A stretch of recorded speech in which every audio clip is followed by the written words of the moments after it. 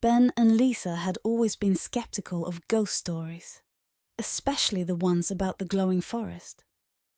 They heard tales of eerie lights, strange sounds, and disappearing people, but they dismissed them as mere superstition. Determined to prove everyone wrong, they ventured into the forest, eager to experience its beauty and tranquility. Upon arrival, they were mesmerized by the enchanting glow of the trees and the serene atmosphere. They decided to build their dream house and live there forever. Little did they know, their decision would turn their lives into a nightmare.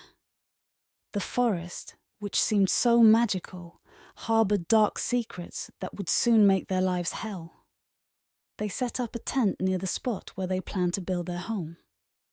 One evening, after a long day of work, Ben decided to go to town to buy some meat for a BBQ. Lisa, enchanted by the glowing forest, chose to stay behind and enjoy the view. As she sat alone, imagining their future home, she heard rustling in the bushes.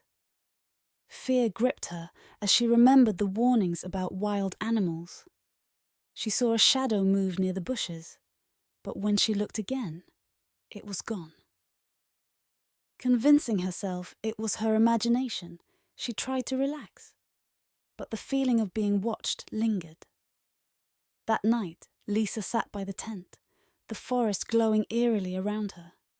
The rustling grew louder, and ghostly whispers seemed to float through the air.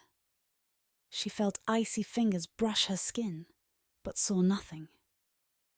She woke suddenly in the middle of the night to find an ugly, scary shadow standing close to her. It had no face, but she could feel its eyes staring into her soul. Her scream echoed through the empty forest, but when Ben returned, she said nothing, thinking it was just a bad dream. They continued building their house, and soon it was complete. One day, Ben had to leave for an emergency, leaving Lisa alone in their new home. That night, strange things began to happen again. As Lisa lay in bed, she saw the ugly shadow again, closer this time. She screamed in terror and fainted. The next day, the shadow was even larger and seemed to be moving closer to her. It felt as though it wanted to devour her alive. One night, the shadow grew larger each night, its presence suffocating. One night it reached out with shadowy hands, gripping her throat tightly. She struggled, gasping for breath, before being thrown across the room like a rag doll. She woke up trembling, thinking it was just another nightmare. But the fear lingered. Ben returned 2 days later to find Lisa half dead. He rushed her to the hospital, where doctors were amazed that she had survived. Lisa couldn't speak for 6 months due to the trauma.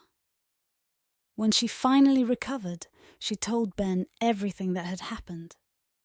They decided never to return to the house.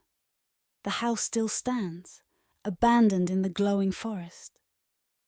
Locals say that they see a shadowy creature roaming around the house, a reminder of the terror that once gripped Lisa.